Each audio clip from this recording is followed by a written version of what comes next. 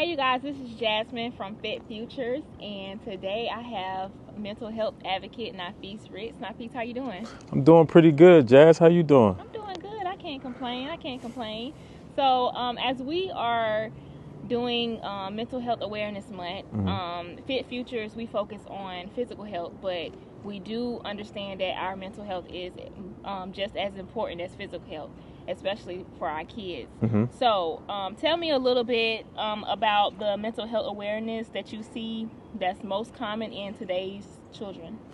So first, I want to say thank you, Jazz, for having me be a part of this in this May. So it is Mental Health Awareness Month. So from my knowledge, from what I've been able to research about what children are going through in the mental health awareness, a lot of social anxiety, ADHD is becoming more common than we ever seen before, and a lot of pressure to perform in academics. I think a lot of times we don't pay attention to that stuff, but that affects children in a major way because they're trying to live up to expectations from adults and the world pressures. So they are the most common things that I see as children are dealing with in today's climate. Okay. And what do you think would be best for us to navigate those challenges?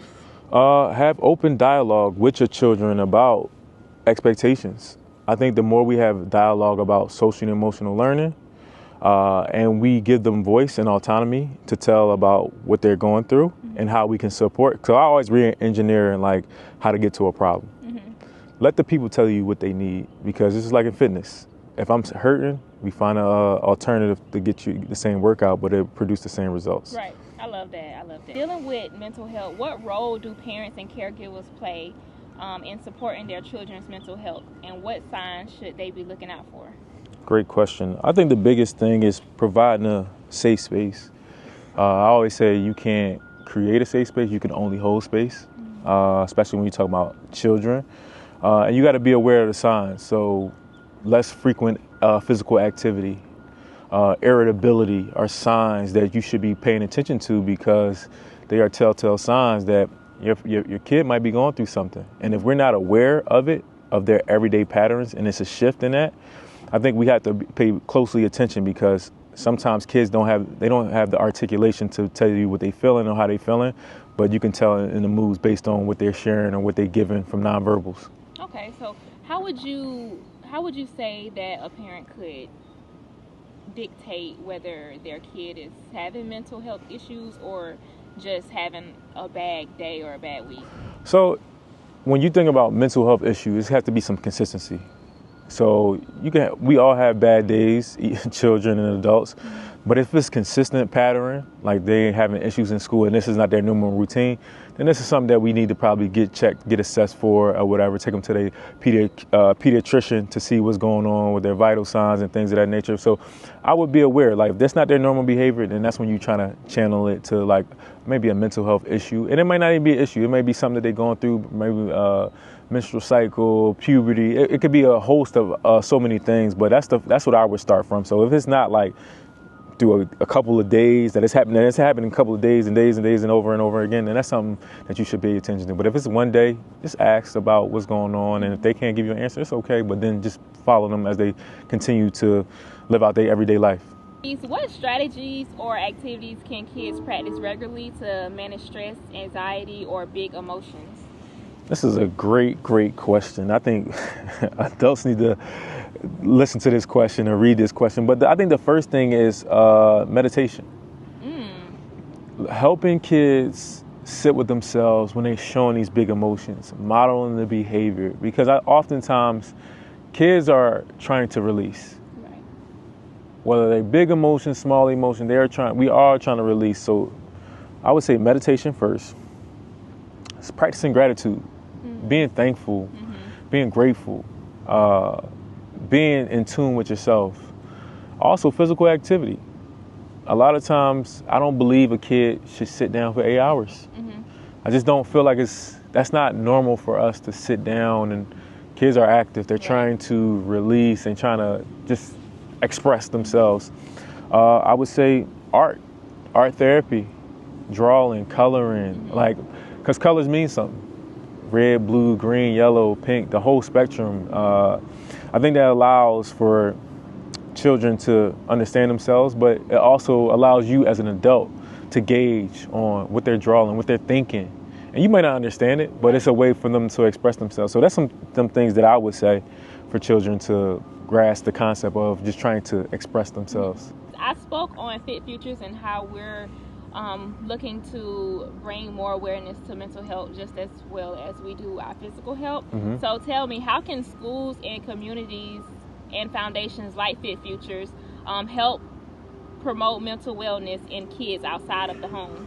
That's a great question. I love this question because I find it that in schools where kids spend majority of their time, I think it's important to have mental health education inside of schools at an early age. Mm-hmm. So now when they become older, they don't face the stigma because it's been something that's built into their curriculum. Mm-hmm. So social emotional learning, I would advocate for that. Also bring counselors in to talk not only to the children, but to the parents on how you can support your kids when they're going through issues, or you may see some signs that you like, I want to check in on that. So, and then amongst that, the physical activity.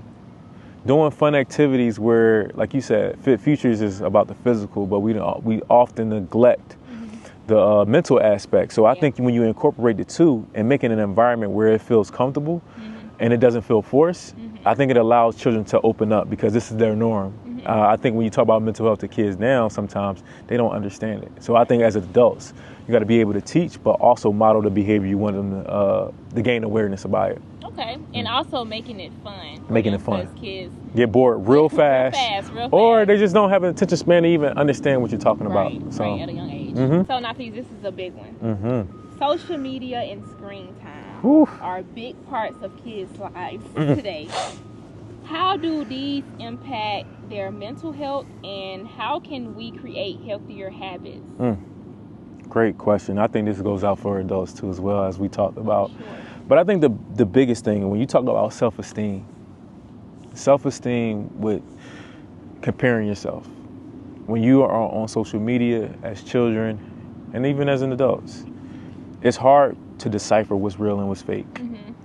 People are living lives that's in fantasy, and some live in truth, but it's hard to decipher which ones are true and which ones are false. I will also think about cyberbullying.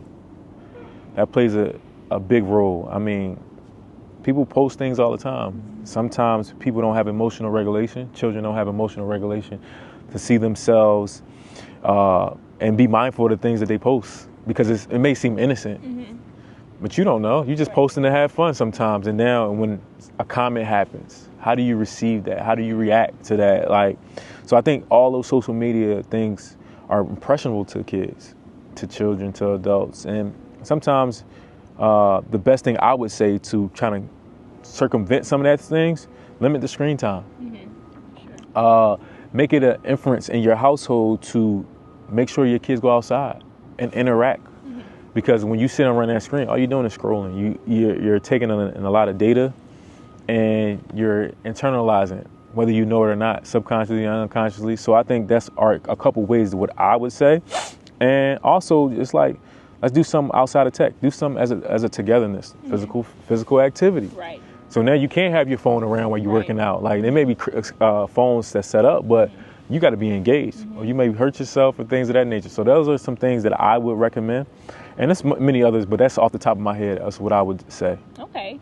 Nafis, I just want to thank you so much for coming and talking to us today. But before we go, I wanted to ask, what is one thing that you would say for anyone listening? What would you want them to take away from what you have said today? The biggest thing I would say as we wrap up is give your children autonomy to tell you what they need. I think the biggest thing sometimes in certain people's households and how you were raised, you kind of take what you knew as a kid and try to dump it onto the kids. But I think once you give people a voice, especially children, and like I said, if they can't articulate themselves, provide this, try to hold space with a less judgmental approach. Because at the end of the day, if your kid is going through a crisis or having mental health issues, you need to be able to identify, but also support. Right. Or that thing will spiral, and there's so many different areas in the school, on the playground, and their social and emotional life when they talking to other children. So I think what I wanted people to take away, just open up the space or try to hold space for your children to voice their opinion about how they feeling so we can get the best out of your children. Because I think it takes a village to raise kids. Right.